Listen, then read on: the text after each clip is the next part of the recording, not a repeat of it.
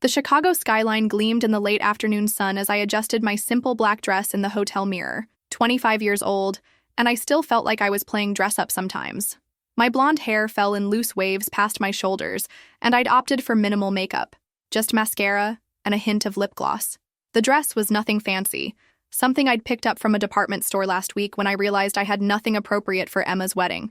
Emma Martinez had been my college roommate at Northwestern, and despite our different paths after graduation, we'd maintained our friendship. She was marrying David Chen, a successful lawyer she'd met through mutual friends. The wedding was being held at the Palmer House Hilton, one of Chicago's most prestigious venues, and I could already tell from the elegant invitations that this was going to be a lavish affair. I grabbed my small clutch and headed down to the lobby. The October air was crisp, with that familiar bite that meant winter wasn't far behind.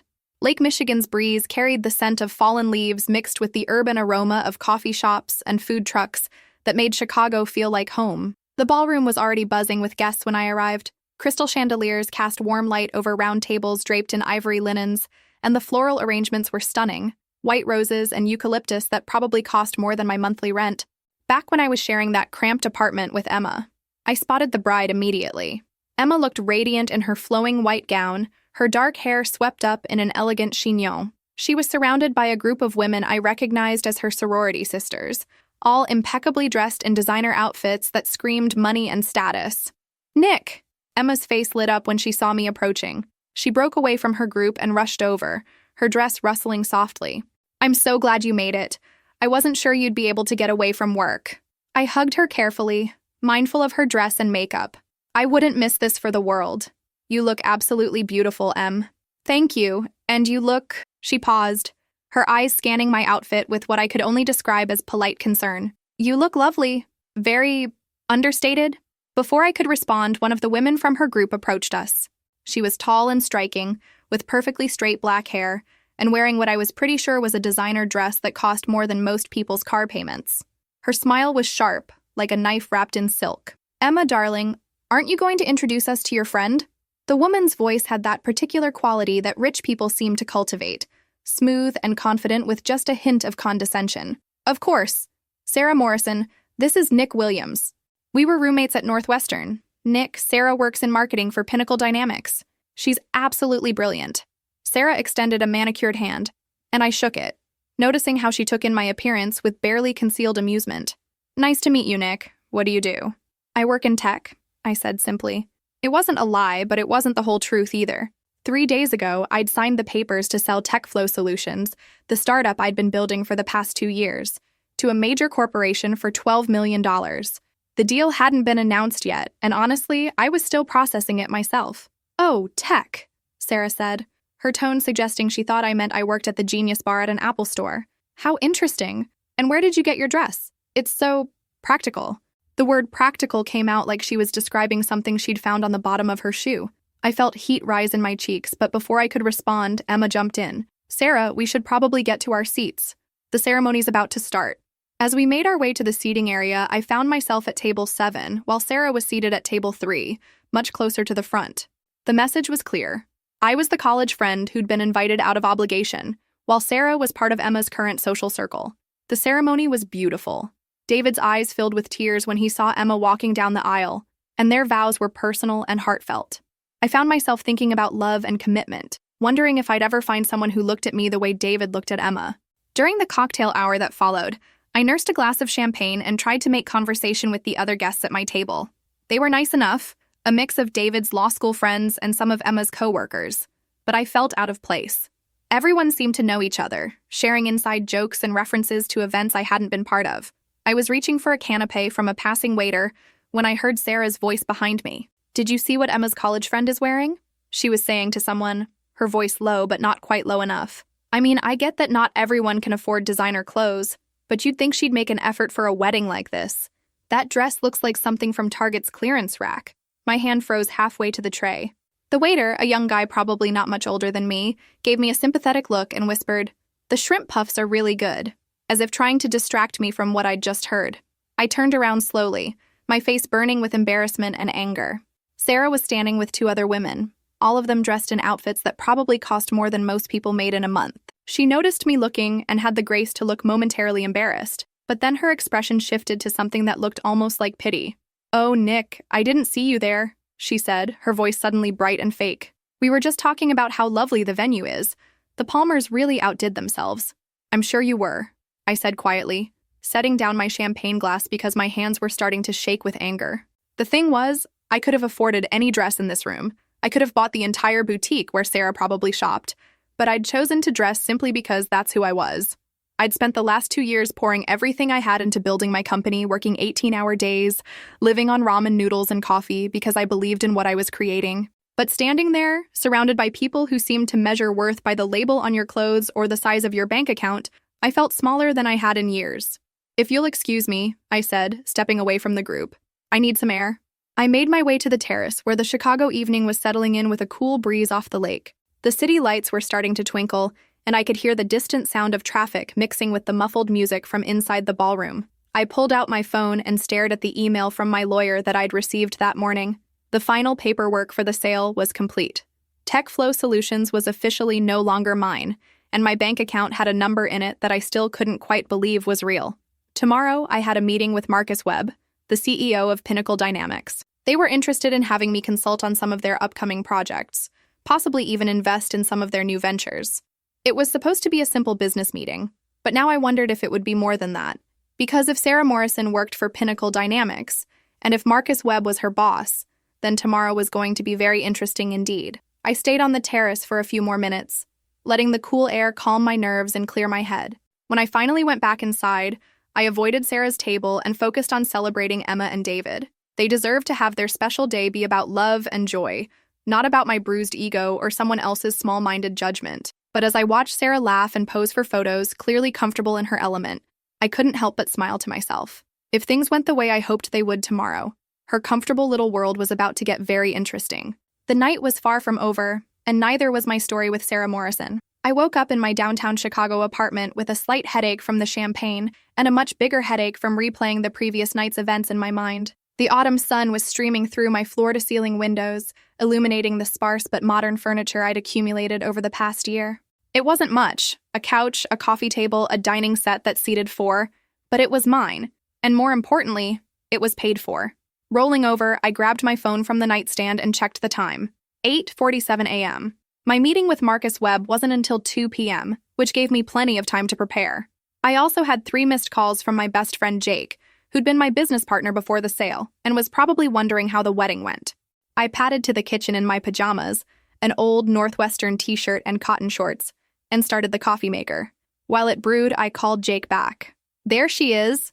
His voice came through the phone, warm and familiar. "How was the fancy wedding? Did you hobnob with Chicago's elite?"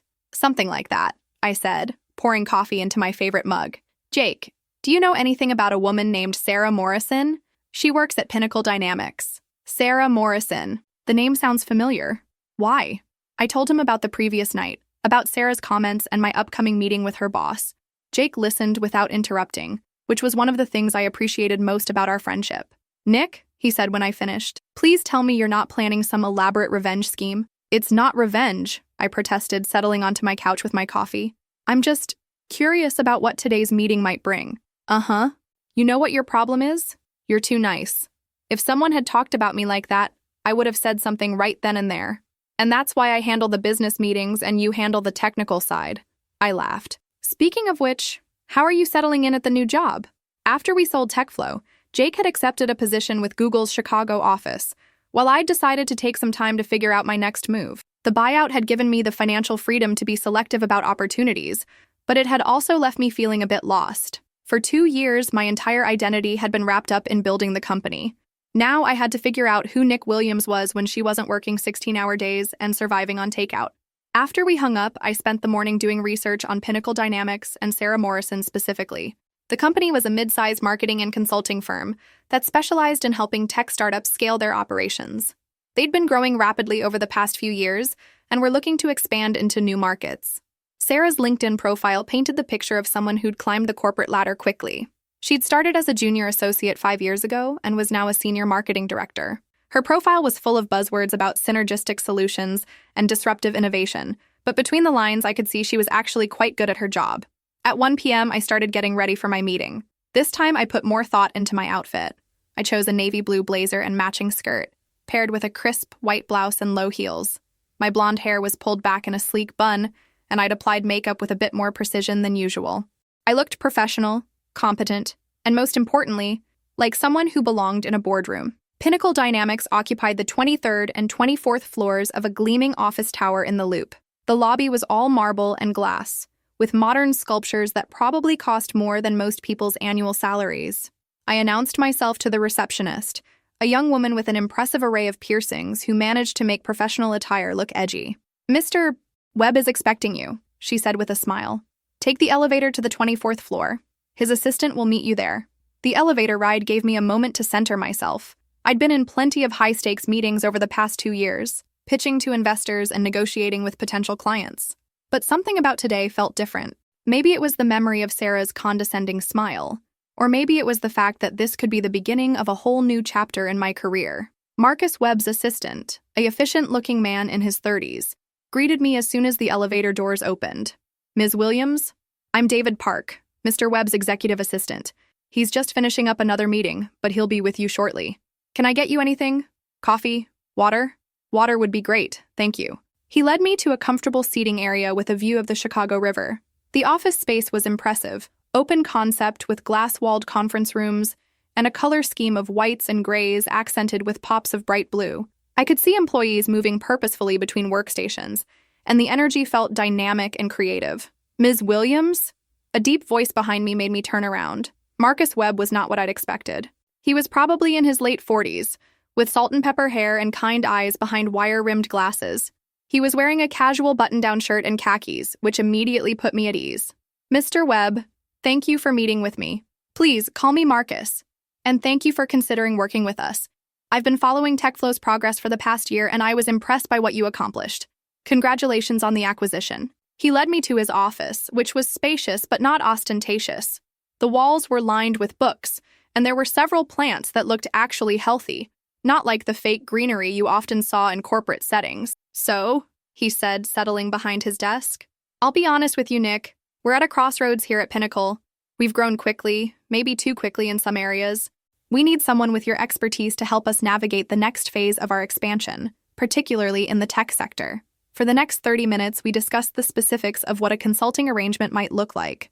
Marcus was straightforward and knowledgeable, asking pointed questions about my experience with scaling operations and managing rapid growth. I found myself genuinely interested in the challenges his company was facing. "There's one more thing," he said as our conversation was winding down. "We're also looking for investors for some of our new ventures. Nothing huge. We're talking about seed funding for some innovative projects that could really set us apart in the market. Would that be something you might be interested in exploring?" Before I could answer, there was a knock on his office door. "Come in," Marcus called. The door opened, and Sarah Morrison walked in, carrying a thick folder and wearing an expression of focused professionalism. She was dressed impeccably, as she had been the night before, in a charcoal gray suit that probably cost more than most people's rent. "Marcus, I have those quarterly reports you wanted to review before the board meeting tomorrow," she said, then stopped dead when she saw me sitting across from his desk. Her face went through a series of expressions: surprise, confusion, and then something that looked like dawning horror as she began to piece together what my presence in her boss's office might mean. "Sarah," Marcus said, seemingly oblivious to the tension that had suddenly filled the room. "Perfect timing. I'd like you to meet Nick Williams. Nick, this is Sarah Morrison, one of our senior marketing directors and honestly one of the smartest people on our team." I stood up and extended my hand, watching Sarah's face carefully. "We actually met last night at Emma Martinez's wedding. Small world, isn't it?" Sarah shook my hand, her professional smile not quite masking the uncertainty in her eyes. "Yes, small world indeed. I didn't realize you were the Nick Williams that Marcus has been talking about. The one and only," I said pleasantly. Marcus was just telling me about some of the exciting opportunities here at Pinnacle. "Opportunities?" Sarah's voice was carefully neutral, but I could see the wheels turning in her head. "Nick just sold her company for a very impressive sum," Marcus explained, and I noticed Sarah's eyes widen slightly. "We're discussing both consulting opportunities and potential investment partnerships." "I see," Sarah said slowly. "Well, I should let you get back to your meeting. The reports can wait until later." "Actually," Marcus said, "since you're here, why don't you join us? Sarah oversees our marketing initiatives for tech sector clients. She could give you some insight into that side of our operations." I could see Sarah scrambling to process this turn of events, Less than 24 hours ago, she'd been mocking my outfit and dismissing me as Emma's poor college friend. Now she was being asked to impress me as a potential business partner. "Of course," she said, settling into the chair next to mine. "I'd be happy to discuss our marketing strategies." For the next 20 minutes, Sarah presented an overview of Pinnacle's approach to tech marketing. I had to admit she was good at her job. Her strategies were innovative and data-driven, and she clearly understood the challenges that tech startups faced in scaling their marketing efforts. But I could also see the effort it was taking her to maintain her professional composure. Every so often, her eyes would dart to me with an expression I couldn't quite read, part curiosity, part apprehension, and something that might have been embarrassment. "This is all very impressive," I said when she finished her presentation. "Your approach to integrated marketing campaigns is particularly interesting. It's exactly the kind of innovative thinking that attracted me to consider working with Pinnacle." "Thank you," Sarah said, and for the first time since she'd entered the office, her smile seemed genuine. "We've had some great results with our tech clients." Marcus looked pleased. "Sarah's been instrumental in our expansion into the tech sector. If you decide to work with us, you'd be collaborating closely with her team." I could see Sarah processing this information, her expression carefully neutral, but her eyes alert. The dynamic between us had shifted completely from the night before, and I could tell she was trying to figure out how to navigate this new reality. "Well," Marcus said, standing up, "I think this has been a very productive meeting. Nick, I'll have David send you the formal proposal by the end of the week. Take your time reviewing it, and we can schedule another meeting to discuss any questions you might have." "That sounds perfect," I said, gathering my purse and standing as well. Sarah stood too, smoothing down her skirt. "It was good to see you again, Nick. I look forward to potentially working together." "Likewise," I said, "and thank you for the overview of your marketing strategies. Very enlightening." As we walked toward the elevator, Marcus continued chatting about the company's culture and future plans. But I was acutely aware of Sarah walking beside us, her silence more telling than any words could have been. The elevator arrived, and as I stepped inside, Marcus shook my hand once more. "I'm really excited about the possibility of working together, Nick. I think you could bring a lot to our team." "I'm excited too," I said honestly. "I'll be in touch soon." As the elevator doors closed, the last thing I saw was Sarah's face, and the expression on it was one I'd never forget. It was the look of someone who had just realized that the person she'd dismissed and mocked 12 hours earlier might be about to become her boss. The elevator descended toward the lobby, and I couldn't help but smile. Tomorrow was going to be very interesting indeed. The next morning, I woke up to find 3 missed calls and 2 text messages on my phone, all from Sarah Morrison. The texts were carefully professional. "Hi, Nick. I wanted to follow up on yesterday's meeting. Would you be available for coffee this week to discuss potential collaboration?" The second one, sent an hour later, was slightly more urgent. "I realize I may not have made the best first impression at Emma's wedding. I'd appreciate the chance to clear the air." I set my phone aside and made coffee, taking my time to think about how I wanted to handle this. Part of me, the part that had felt humiliated at the wedding, wanted to let her sweat it out for a while longer. But the business side of me knew that if I was going to work with Pinnacle Dynamics, I'd need to have a professional relationship with Sarah, regardless of our personal history. I was stirring cream into my coffee when my phone rang. Jake's name appeared on the screen. "Let me guess," I said by way of greeting. "You've been doing some research on Pinnacle Dynamics. You know me too well." Jake's voice came through the speaker. "I may have spent some time last night diving deep into their company structure and recent projects. Want to know what I found? Shoot. Sarah Morrison isn't just any marketing director. She's basically Marcus Webb's right-hand person when it comes to their tech initiatives. She's been spearheading their expansion into the startup consulting space, and from what I can tell, she's been pretty successful at it." I sank onto my couch, processing this information. "So if I become an investor, you'd essentially be her biggest client and potentially her boss, depending on how the investment structure works out. Nick, this woman basically controls whether Pinnacle's tech division succeeds or fails." After hanging up with Jake, I finally responded to Sarah's texts. "Coffee sounds good. How about Thursday at 10 a.m.? There's a place called Brew and Bean on State Street." Her response came back within minutes. "Perfect. Thank you." Thursday morning arrived with the kind of crisp October weather that made Chicago feel like the center of the universe. I arrived at Brew and Bean 15 minutes early and chose a table near the window where I could watch people hurrying past on the sidewalk, bundled in coats and scarves, clutching coffee cups like lifelines. Sarah arrived exactly on time, which didn't surprise me. She was wearing a more casual outfit than I'd seen her in before. Dark jeans, a cream-colored sweater, and a leather jacket that looked expensive but not ostentatious. Her hair was down, softening her features, and she looked younger and less intimidating than she had in Marcus's office. "Thank you for meeting me," she said, sliding into the seat across from me. She'd already ordered a large cappuccino that she clutched with both hands like she needed the warmth. "Of course. I have to admit, I'm curious about what you wanted to discuss." Sarah took a deep breath, and for the first time since I'd met her, she looked genuinely vulnerable. "I owe you an apology. What I said at the wedding was inexcusable. I was being petty and judgmental, and I'm embarrassed by my behavior." I studied her face, looking for signs that this was just damage control for her career.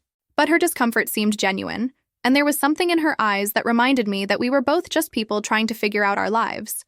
"I appreciate the apology," I said, "but I have to ask, are you sorry because you realize it was wrong, or because you found out I might be writing your paychecks?" A flush of color rose in her cheeks. "That's a fair question. Honestly, both. I was raised better than to treat people the way I treated you, regardless of their circumstances. But I'd be lying if I said the business implications didn't make me realize how stupid I'd been." Her honesty caught me off guard. I'd expected corporate speak and careful deflection, not this raw admission. "Can I ask you something?" I said. "What made you think it was okay to judge me based on my outfit?"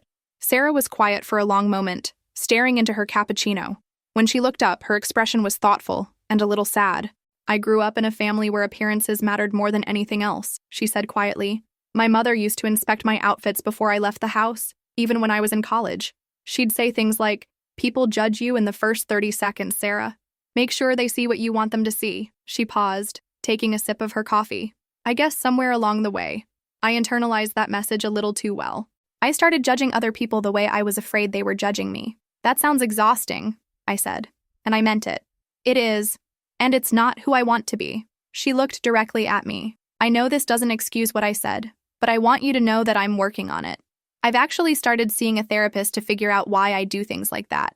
We sat in comfortable silence for a moment, watching people pass by the window.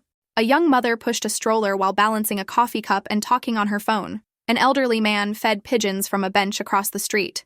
Normal people living their normal lives, none of them worried about impressing anyone else. "So," Sarah said eventually, "Marcus mentioned that you're considering both consulting and investment opportunities with us." "I am. Your presentation the other day was impressive. You clearly know what you're doing." "Thank you. I have to ask, though, and please feel free to tell me this is none of my business, but what made you interested in Pinnacle specifically? I mean, with the kind of money you made from selling your company, you could probably invest anywhere." It was a good question, and one I'd been asking myself. Honestly, I liked Marcus.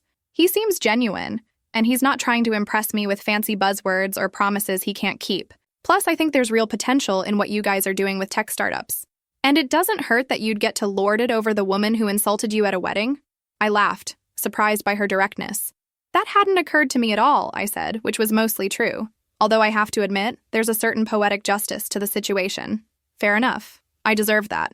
Sarah leaned forward slightly. "Nick, can I be completely honest with you? I'd prefer it.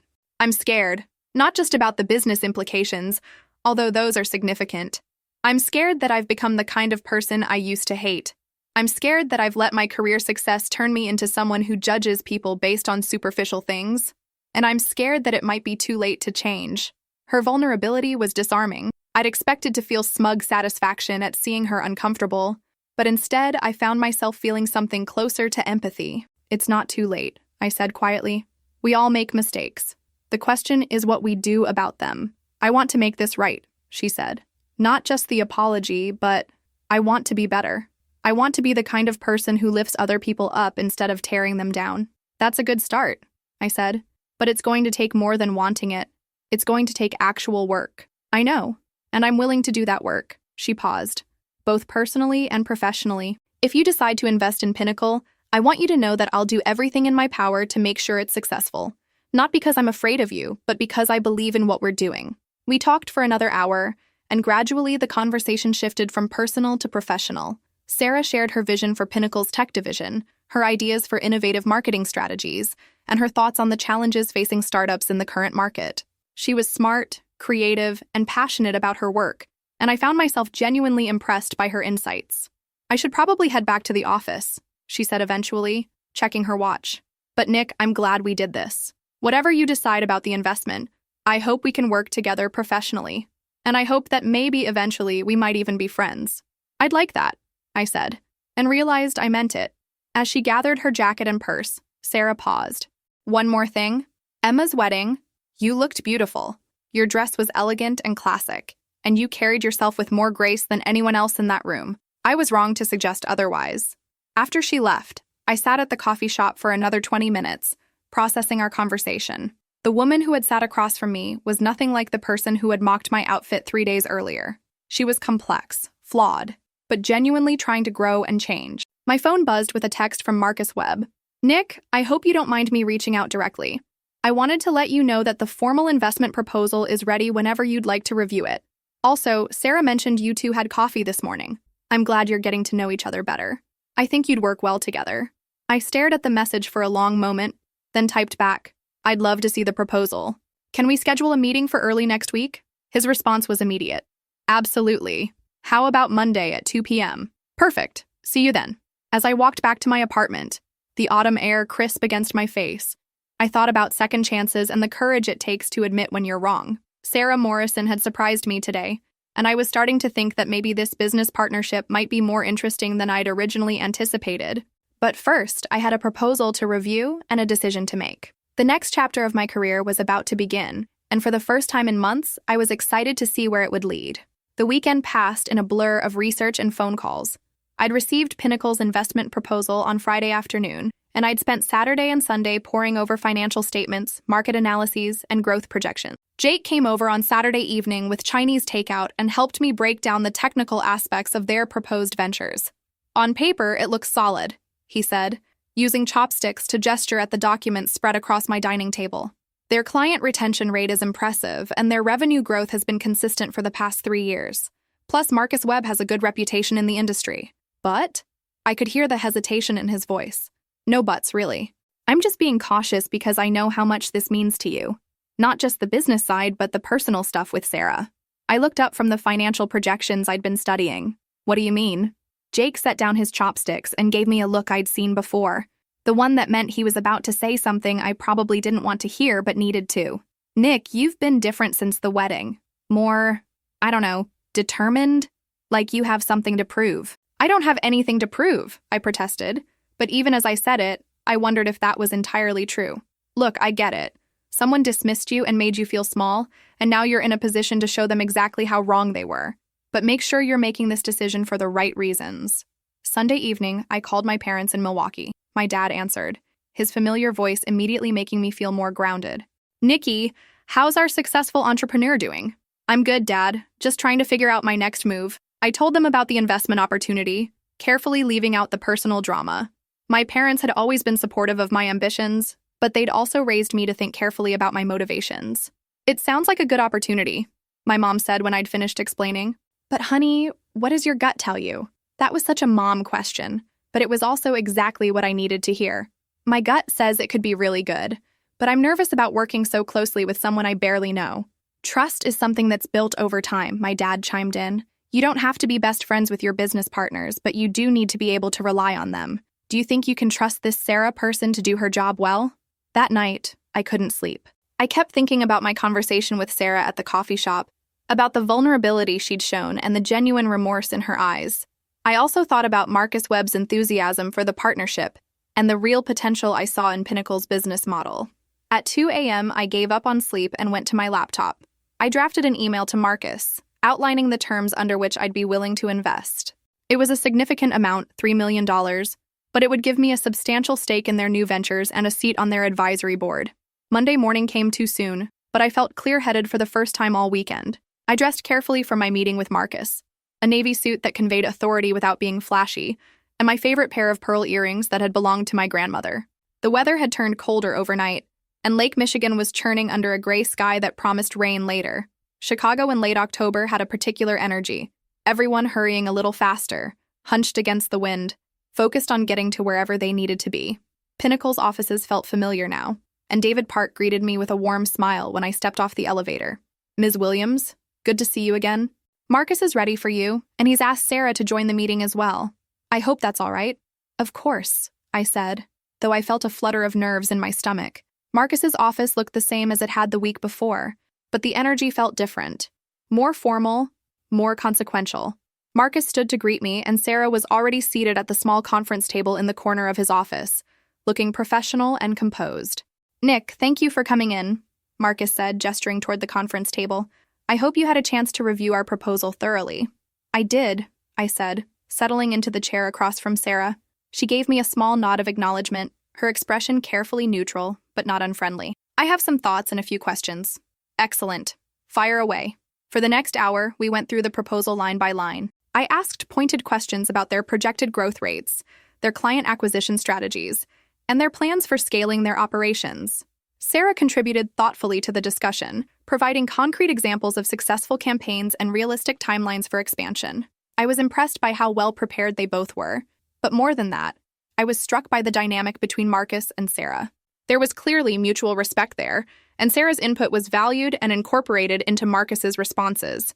This wasn't a token participation. She was genuinely integral to their strategic planning. "The numbers look solid," I said finally, closing the folder containing their proposal. "But I have one significant concern." Marcus leaned forward slightly. "What's that?" $3 million is a substantial investment, and it would make me one of your largest stakeholders. I need to know that my investment partner— I looked directly at Sarah— and I can work together effectively despite our rocky introduction. Sarah's cheeks flushed slightly, but she maintained eye contact. "I understand your concern, and I think it's completely valid. I know I need to earn your trust, both personally and professionally. How do you propose to do that?" "By proving myself through my work," she said without hesitation. "I'd like to suggest a trial period. Give me 3 months to show you what I can accomplish. Judge me on my results, not on my past mistakes." Marcus looked between us, and I could see him trying to read the subtext of our conversation. "If I may," he said carefully, "I've worked with Sarah for 3 years now, and she's consistently exceeded expectations. Whatever happened between you two, I can vouch for her professional capabilities." "I appreciate that," I said. "And Sarah, I appreciate your willingness to be accountable, but I need more than promises. If I'm going to invest this kind of money, I need concrete assurances." "What did you have in mind?" Sarah asked. I pulled out a folder I'd prepared that morning. "I've drafted some modifications to the original proposal. I'm willing to invest the full $3 million, but I want quarterly reviews of all projects I'm funding, direct input on strategic decisions for those projects, and the ability to withdraw my investment if performance targets aren't met." Marcus and Sarah exchanged a glance. These were more restrictive terms than they'd probably hoped for, but they weren't unreasonable given the size of the investment. "Additionally," I continued, "I want Sarah to personally oversee all tech sector initiatives that involve my funding. If she's as good as you say she is, Marcus, then she should be able to deliver exceptional results. If she can't, then we have a problem." Sarah straightened in her chair. "I accept those terms. In fact, I welcome them. I want the chance to prove myself to you. And if the 3-month trial period goes well," I said, "I'd be open to discussing additional investment opportunities and a longer-term partnership." Marcus was grinning now. "Nick, I think we have a deal. Sarah, what do you think?" "I think it's exactly what we need," Sarah said, and there was a determination in her voice that reminded me why she'd been successful in her career. "When would you like to start?" "Immediately. I'd like to see detailed project plans by the end of this week, and I want to be included in all strategic planning meetings going forward." We spent another 30 minutes working out the logistics, contract details, reporting structures, and communication protocols. As we talked, I found myself genuinely excited about the projects they had planned. There was one in particular, a consulting program for women-led tech startups, that aligned perfectly with my own values and experiences. "Before we wrap up," Marcus said, "I want to make sure we address the elephant in the room. Nick, Sarah, you two are going to be working very closely together. I need to know that whatever personal issues exist between you won't interfere with business." Sarah and I looked at each other across the conference table. A week ago, she'd been dismissing me as Emma's poor college friend. Now she was essentially working for me. The irony wasn't lost on either of us. "I think we can work together professionally," I said carefully. "I agree," Sarah said. "In fact, I think our different perspectives could be valuable. Nick has experience as a startup founder, and I understand the corporate consulting side. If we can combine those viewpoints effectively, our clients will benefit."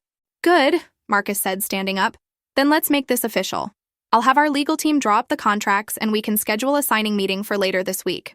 As we were gathering our papers, Sarah turned to me. "Nick, would you be available for lunch later this week? I'd like to go over some of the project details with you, and I think it might be helpful to establish some working protocols." "That sounds like a good idea. How about Wednesday?" "Perfect." Walking to the elevator with Sarah, I felt a strange mixture of satisfaction and nervousness. I'd gotten exactly what I wanted, a lucrative investment opportunity and the chance to prove that Sarah's initial judgment of me had been spectacularly wrong. But I'd also committed myself to working closely with someone I barely knew, someone who'd already proven capable of being cruel when she thought she had the upper hand. "Nick," Sarah said as we waited for the elevator, "I know this situation is unusual, and I know I have a lot to prove, but I want you to know that I'm genuinely excited about working with you. I think we can accomplish great things together." "I hope so," I said, "because $3 million is a lot of money, and I don't make investments lightly." "I understand, and I won't let you down." The elevator arrived, and as we rode down together, I couldn't help but think about how much had changed in just 1 week. 7 days ago, I'd been the dismissed college friend in the cheap dress. Now, I was Sarah Morrison's biggest client and potentially her boss. But as I looked at her reflection in the polished elevator doors, I realized that revenge wasn't what I was feeling. Instead, it was something more complex: anticipation, challenge, and maybe even the beginning of mutual respect. The real test would be whether we could turn this unlikely partnership into something successful. And despite everything that had happened between us, I found myself genuinely hoping that we could.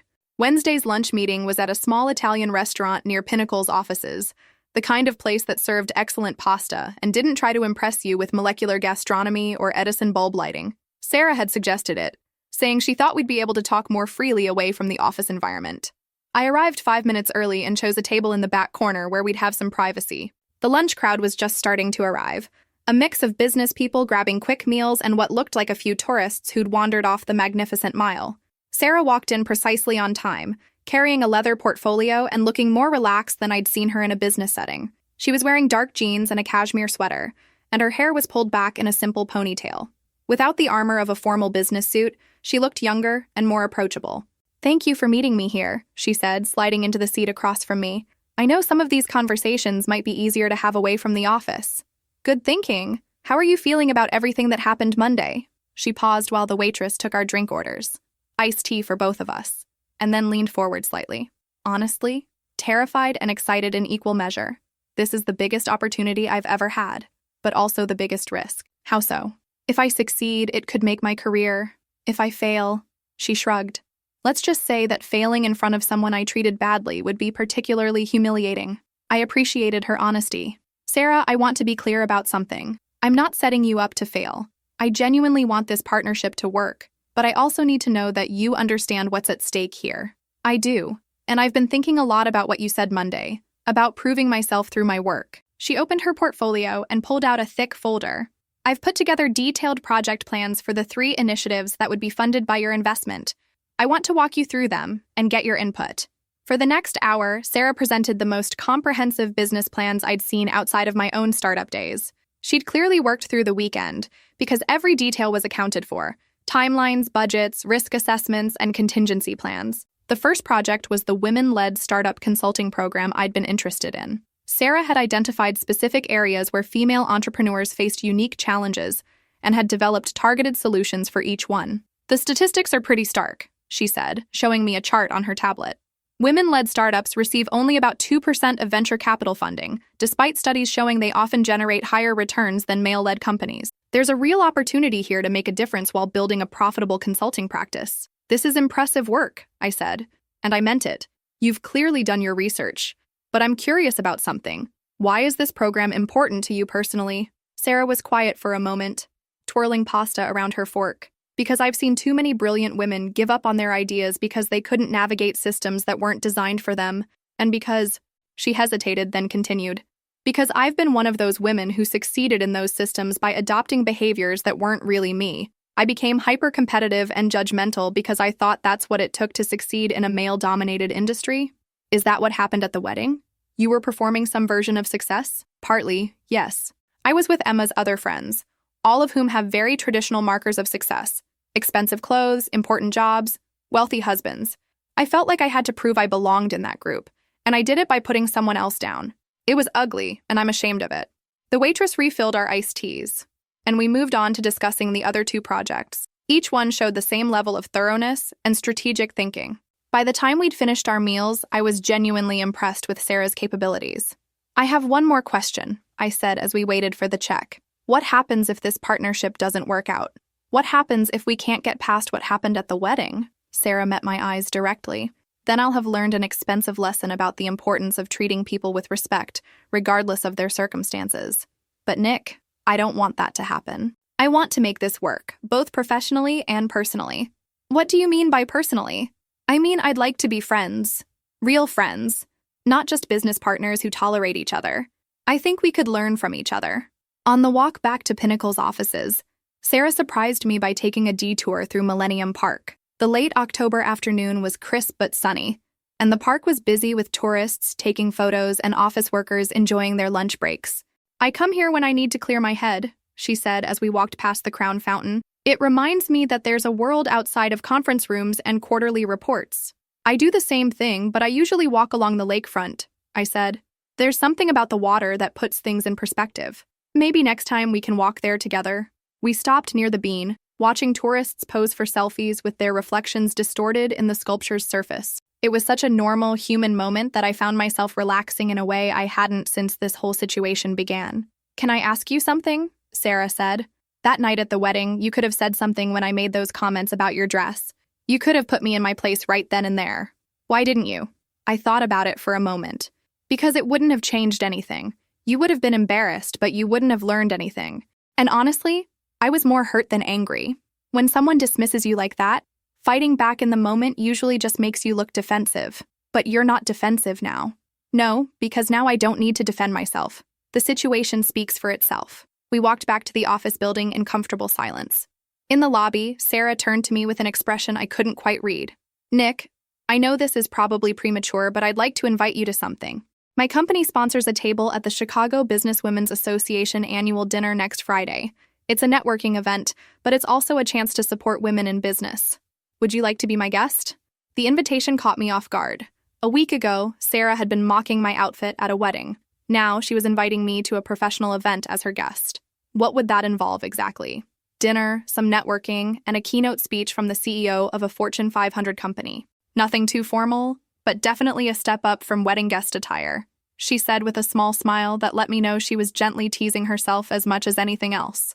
Are you sure that's a good idea? People might have questions about our relationship. Let them. You're a successful entrepreneur and a new investor in our company. I'd be proud to have you there as my guest. I studied her face, looking for any sign that this was just another professional maneuver. But what I saw was genuine enthusiasm and what looked like real friendship. Okay, I said, I'd like that. Great. I'll email you the details. As I rode the elevator down to the lobby, I reflected on how much had changed in just 1 week. The woman who had dismissed me at Emma's wedding was now actively seeking my approval and friendship. But more than that, she seemed to be genuinely working to become a better person. Whether that transformation would stick remained to be seen. People could change, but it took time and consistent effort. Still, for the first time since this whole situation began, I felt optimistic about our partnership. My phone buzzed with a text from Jake. How did the lunch meeting go? Are you going to be able to work with her? I typed back. Better than expected. I think she might actually be genuine about wanting to change. And if she's not? I thought about that as I walked toward the parking garage. If Sarah was just performing remorse and professional competence to protect her career, I'd figure it out eventually. But if she was genuinely trying to grow and improve, then maybe this partnership could be something special. Either way, I was about to find out. Because in less than 2 weeks, I'd gone from wedding guest to business partner, and the real work was just beginning. The Chicago Businesswomen's Association dinner was held at the Fairmont Hotel, in a ballroom that sparkled with crystal chandeliers and elegant floral arrangements. I'd chosen my outfit carefully. A midnight blue dress that was sophisticated without being flashy, paired with simple jewelry and low heels. After the wedding incident, I was more aware of how my clothing choices might be perceived, but I was determined to dress for myself, not for anyone else's expectations. Sarah was waiting for me in the hotel lobby, looking stunning in a charcoal gray dress that complemented her dark hair perfectly.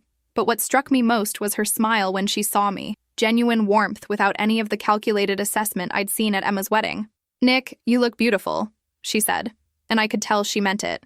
"I'm so glad you decided to come tonight. Thank you for inviting me. I have to admit, I'm a little nervous. I don't know many people in Chicago's business community yet. Don't worry, I'll introduce you around. And honestly, everyone's going to be impressed when they find out about your background. A successful exit at 25? In this town, that makes you practically a celebrity." The cocktail hour was in full swing when we entered the ballroom. The room was filled with professionally dressed women ranging from recent college graduates to seasoned executives, all networking with the focused energy that characterized Chicago's business scene. Sarah immediately began introducing me to her colleagues and contacts. With each introduction, I watched her carefully, looking for any sign of the condescending attitude she'd displayed at the wedding. But what I saw instead was genuine pride, as she described my accomplishments and enthusiasm as she talked about our new partnership. "This is Nick Williams," she said to a group of women from various marketing firms. She just sold her tech startup for a very impressive sum, and she's now investing in some of Pinnacle's new ventures. "We're collaborating on a consulting program for women-led startups." "That's fascinating," said Maria Santos, who I learned was the director of marketing for a major Chicago corporation. "What made you decide to focus on female entrepreneurs specifically?" "Personal experience, mostly," I replied. "When I was raising money for my startup, I encountered a lot of subtle and not-so-subtle bias. Investors would ask me different questions than they asked my male competitors, or they'd want to know who my technical co-founder was, assuming I couldn't be both the business mind and the tech expert." "That sounds frustratingly familiar," another woman chimed in. "I'm glad someone's addressing those issues systematically."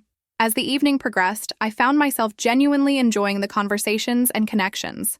But what impressed me most was watching Sarah work the room. She was in her element, but she wasn't the performative, status-conscious person I'd met at the wedding.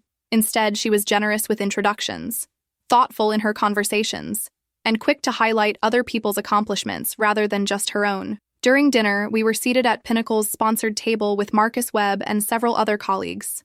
The conversation was lively, ranging from industry trends to local politics to recommendations for weekend activities around the city.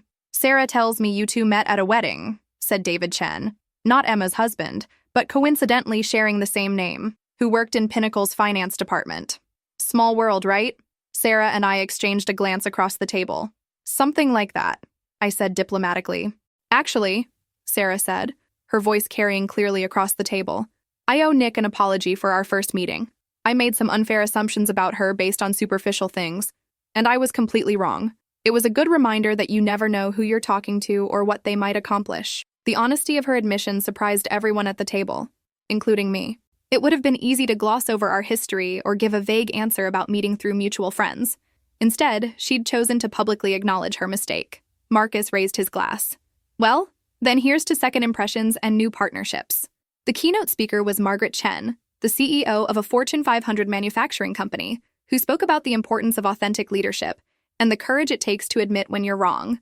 As I listened to her talk about building trust through vulnerability and accountability, I found myself thinking about how much both Sarah and I had changed over the past 2 weeks. After the dinner, Sarah and I found ourselves on the hotel's terrace, looking out over Grant Park and the lake beyond. The October night was cold enough that we could see our breath, but neither of us seemed ready to go inside. "Thank you for tonight," I said. "And for what you said at dinner. You didn't have to acknowledge what happened between us publicly."